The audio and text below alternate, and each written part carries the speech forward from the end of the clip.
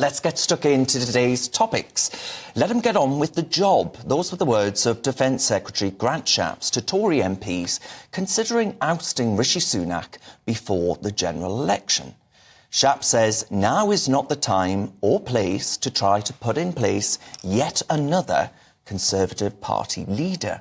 It comes as Downing Street brushed off rumours on Friday that the Prime Minister could fire the starting gun on an election campaign next week in a bid to thwart a possible challenge from restive MPs. Well, joining me now is GB News political correspondent Olivia Utley.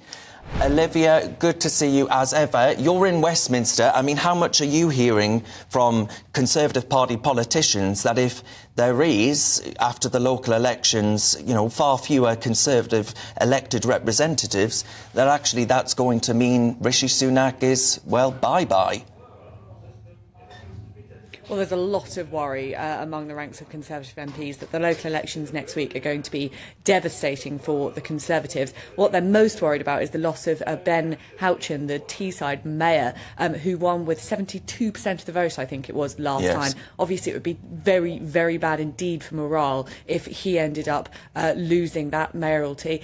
There are plenty of other councillors who think that they are at risk of losing their seats too. And of course, if it is catastrophic for the Conservatives, then it does seem quite likely that quite a few MPs will start to think, well, hang on a minute, yes, changing leader 6 months before an election isn't a great look, but do we want to sort of go down with this ship? They might just think maybe now is the moment for a final roll of the dice. If Rishi Sunak is still polling so badly and morale becomes that low, then I think, yes, we can expect a number of letters of no confidence in the Prime Minister. That said, I think it's unlikely that it would reach the threshold required to actually trigger a vote of no confidence. The Conservatives have quite a big majority in Parliament still, although it's quite easy to forget that. So the number of MPs that it would take to trigger that no confidence vote would have to be quite high. The question is, if, 10, 15, 20, 30 Conservative MPs publicly said that they had no confidence in Rishi Sunak, might the Prime Minister decide that his position is untenable anyway? There are certainly a few Cabinet Ministers, Penny Mordaunt, probably Grant Shapps too among them, who would be ready to jump into his shoes, and a couple of them seem to be trying to garner some support among the backbenchers even now. Yes, I was in Parliament last week and Penny Mordaunt, shall we say, was doing the rounds. Well, that's an interesting one, isn't it?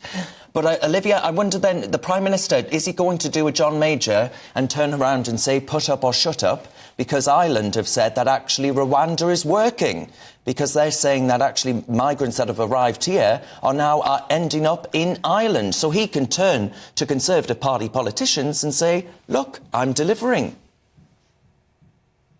Well, I think he might well do that. And actually, this week has been an unusually good week for Rishi Sunak. He did manage to get that Rwanda legislation over the line. We are expecting flights to take off in the next, I think it's 10 to 12 weeks. And what Rishi Sunak is hoping that at that point, he will get some sort of boost in the polls. So even if the local election results are as disastrous as is being predicted, I think what Rishi Sunak's message to MPs will be is, well, yes, it's not looking good now, but hang on a minute, the changes that I've made are only just coming to fruition. Hold out, give it a bit, let's wait and see what happens with Rwanda, let's wait and see what happens as inflation continues to come down, interest rates hopefully start coming down. Rishi Sunak's best bet is that in 5 months' time, 6 months' time, whenever an election is actually called, the country will actually be in a better state. He's also managed to get quite a few backbench MPs on side this week by promising that he is going to raise defence spending to 2.5% of GDP. That's something that Boris Johnson promised in 2022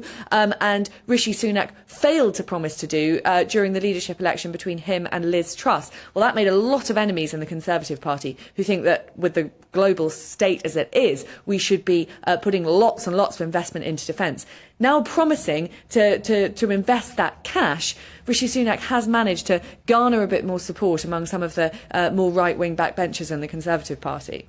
Yeah, I mean, especially at this moment, right, this moment in time, it seems somewhat negligent that the UK isn't fully operational, right, when there are threats across the piece. I mean, so many people email in to us, Olivia, and say, what on earth is going on, right? We're not fit to defend a sandcastle. Well, exactly. And I mean, that is a message that's been echoed up and down the country by generals, retired generals, really senior officials in the armed forces. Labour has cottoned onto this. Labour, too, is saying that it is going to invest in defence spending, but it hasn't promised that 2.5 figure. So the fact that Rishi Sunak has now done that, he is hoping is going to get some clear blue water between himself and Keir Starmer. And defence, increasingly, is something which the country is showing in polling that it really, really cares about. And that is no surprise. The world has rarely looked so unstable as it does right now, at least in the last sort of 20, 30 years. So investment in defence is a really good way to get voters on side and to get Conservative politicians on side too. I think we can expect to hear some more about that in the next few weeks and months from the Prime Minister. All right, Olivia Utley, always a pleasure. Thank you very much for that expert analysis.